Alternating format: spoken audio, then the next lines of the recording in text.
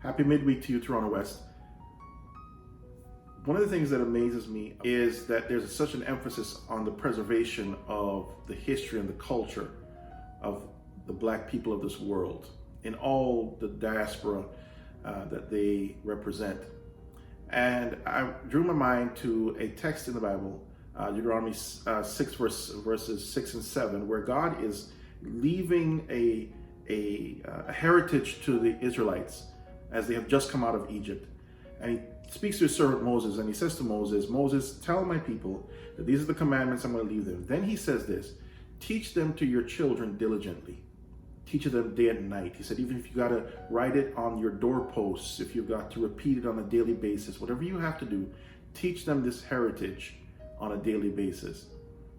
I saw the other day a news report of a teacher somewhere down in the United States, a white teacher somewhere down in the United States, who had created a periodic timetable of the history of Black people in the United States. She had found articles pertaining to different people of color who had done amazing things, whether they had invented something or they had discovered something, or they had beaten down one of the barriers that had held them back for quite some time.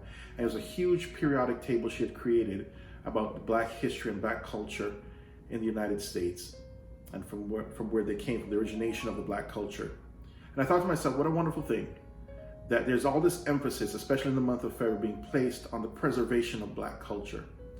God in his word told his people who had just also come out of slavery, teach your children your culture, your history. Do it to them diligently. Teach it to them diligently so that they will understand that this thing is sacred. It is to be reverenced. It is to be respected, but it is where you come from.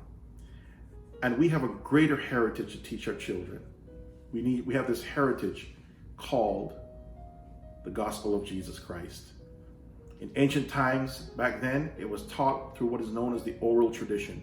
They would tell the story generation after generation so that it would be passed down to the different generations, that this thing is true and we ought to believe it, hold it dear to our hearts. Just the other night in family worship, my wife and I, we had a discussion with our children on that very subject matter. There's so many people who had to die and give their lives so that we could continue this tradition of spreading the gospel of Jesus Christ. And so I encourage you today, take some time, not just to learn it for yourself, but to make sure you have a story that you can tell to others. This wonderful, rich tradition we have of the gospel of Jesus Christ. Let's not also forget that there's a greater heritage, one that pertains to heaven, one that pertains to Christ. And that is a story that we should tell. It's a thread that intersects through all of our lives, regardless of the culture or the creed that we come from. It is the story that redeems. So I encourage you today, stay in touch with the story that redeems. Because when God comes again, it'll be the story we tell in glory. God bless you.